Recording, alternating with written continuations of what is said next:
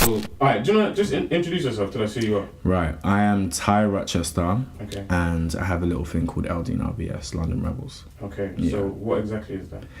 London Rebels is a creative company that has many creatives attached to it. Okay. I'm the founder of it, Okay. and we pretty much are just in film, art, music, live events, and radio.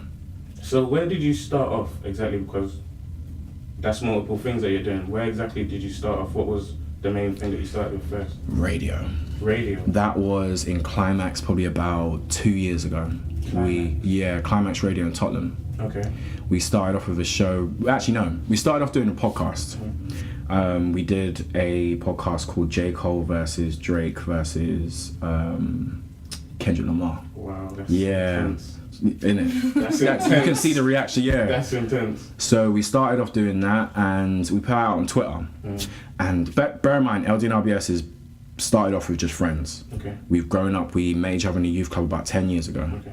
And we've always been people that love arts, love music, love being creative.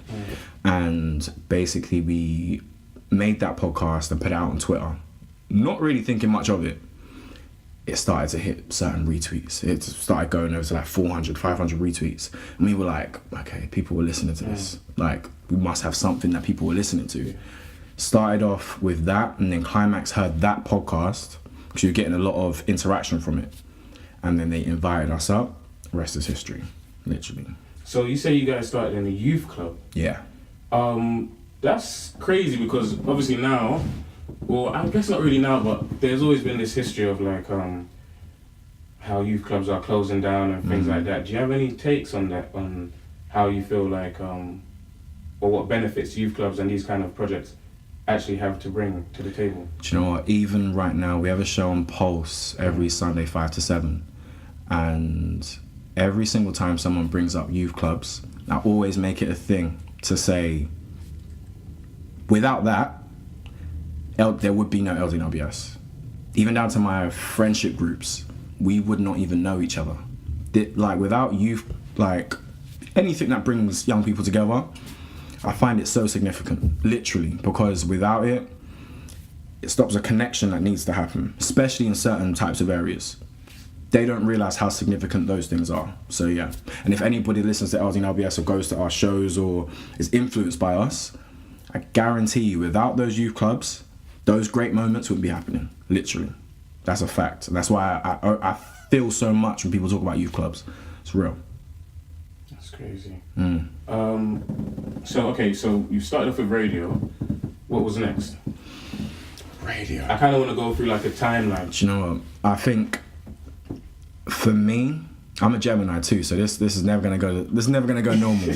this probably gonna go different ways in this interview. But I always felt like growing up, I've always been a creative person. So even though it was radio, it could have literally been anything. I know that there's loads of different avenues we could have gone down. And with radio, it was the first way to connect with people. That's number one for me, connecting with people, making people feel something. That's number one. So within radio, whatever way it needed to be, we needed to connect with people.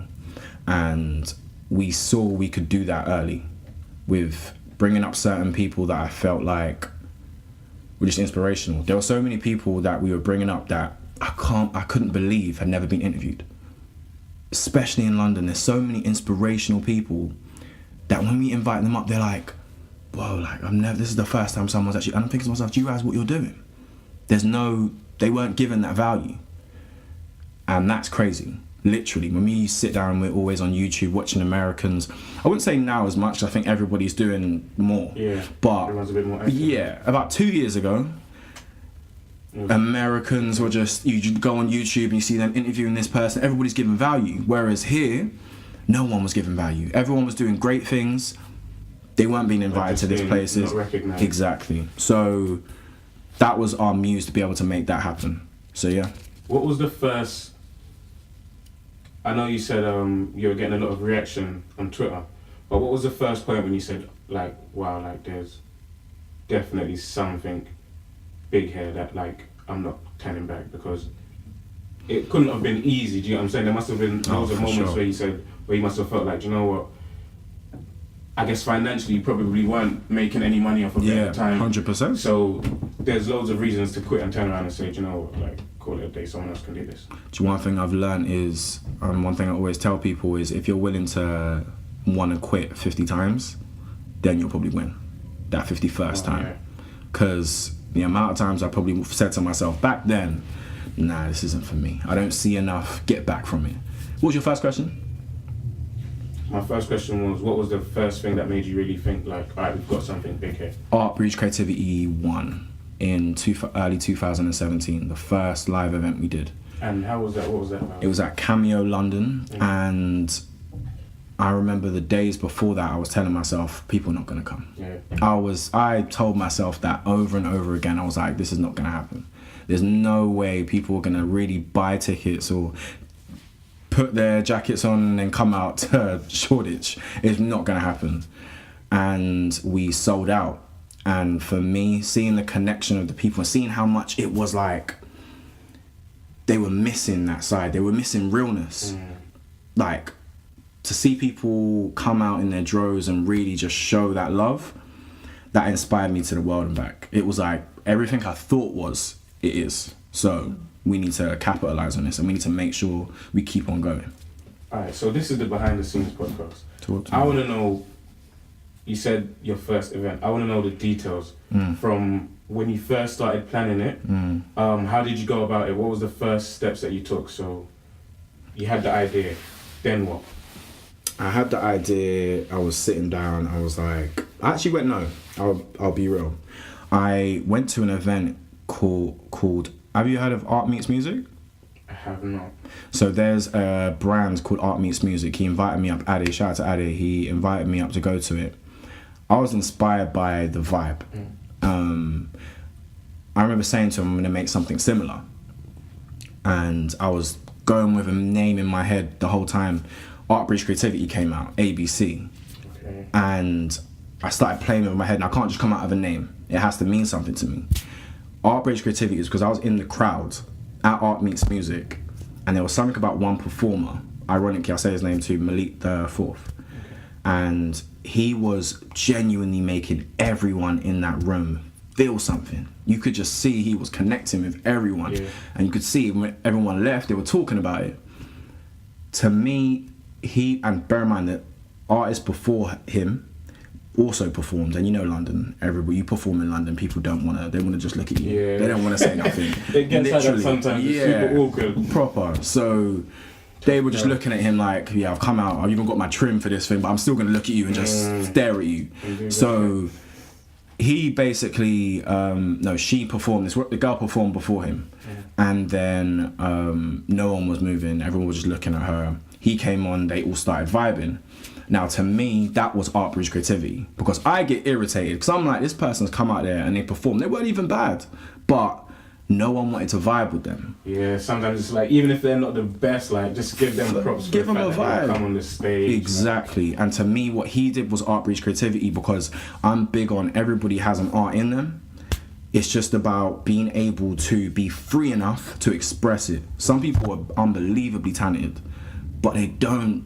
It's like they're nervous, or they don't know how to throw it out. Exactly. So Art Breach Creativity to me is freedom. It's freedom to being able to not being afraid to do whatever you got to do, and never being intimidated by no one in a room, never being intimidated by a human being.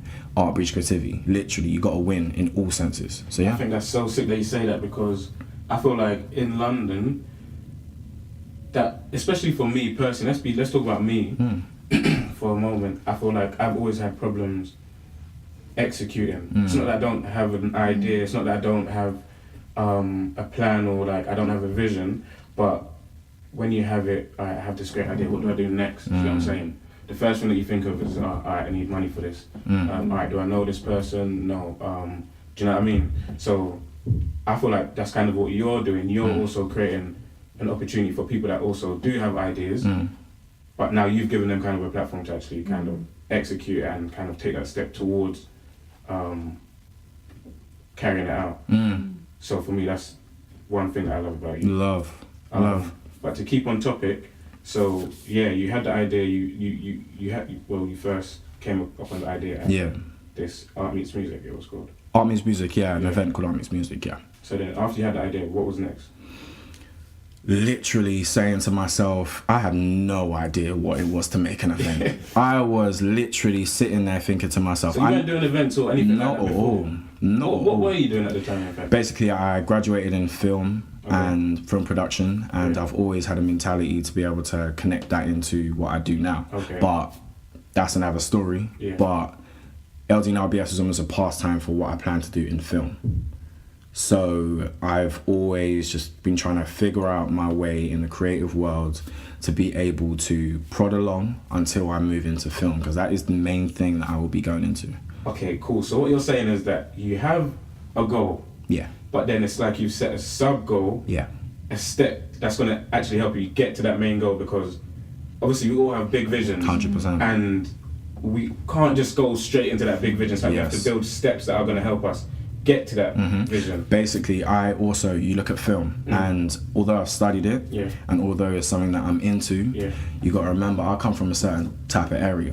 Whereas you go into film sometimes, and you go into certain production companies, and you'll see that there may be about 10 people that's there. Maybe 7 of them have been put there by their uncle. About 3 of them have worked their way up there. But ironically, even the same ones that work their way up there still have a boss that's telling them, not sure if you can do this or do that, wait your turn kind of vibe. I went to a production company, I worked in a production company and actually left because I said to myself, I need to create and I need to work my way up personally. So therefore, LD and RBS ended up being a business that I wanted to make as a pastime so I can push on personally, so I can own everything I do in terms of film. In terms of being able to financially stabilize myself to be able to move on. So I don't have to rely on anyone, literally. Because the moment you let people control you, it's game over. Finished. Alright, so yeah, let's continue. I really want to get into the nitty. I'm here for it, literally. So you're working in, you've just graduated. Yeah. You don't have any experience in events. So I don't know, I'm envisioning you in your bedroom looking at your computer or something and just thinking... Not even a computer, put an iPhone. Okay, looking at your iPhone. Yeah. What's the first tab that you open up? I've always been I'm like a geek. Yeah. So I'll be sitting there on my phone trying to find artists constantly. I've always been someone that had my iPod and I'd be the first person. My friends will tell you, when it comes to even J. Cole or Drake, I was the first person, or I'll tell them that I was the first, they'll probably be like, whatever. Yeah. But in my head, I felt like I was telling them that it was happening beforehand. I feel like I do the same thing with UK artists, and I get even a little bit more passionate when I see a new UK artist. It's personal, 100%. So I was doing that with a lot of artists, and I was pretty much saying, I feel like this person could be great. I feel like this person could be great. Ironically, it just ended up being a thing where I was putting these people together or writing them down to connect them together and make a big show. I see a lot of shows these days, and I see a lot of shows even when I started doing it, where people say, I'm going to make an event, I'm going to get a few artists, I'm going to do this. No, do you realise how important it is to have certain type of artists that you believe are genuinely good? Not just any just an artist. So are you saying that it doesn't matter if that person is popping or what? Not at all. That for me, okay, example, I know you probably won't like me saying the story, but anyway, in terms of even Nux, I remember messaging Nux on Twitter when he had 200 followers, and I would hound him every single day saying, do you realise how special you are? Do you realise how sick you are? We need to have you up on that same Climax show we had him. And that wasn't about his clout. That wasn't about whether he had 50,000 followers or 60,000, or whether he was going to be able to bring certain value. His value was in his talent. That's what I see. I see if someone's talented, it doesn't matter whether you have a certain amount of blah, blah, blah. If you got that, then you've got value. And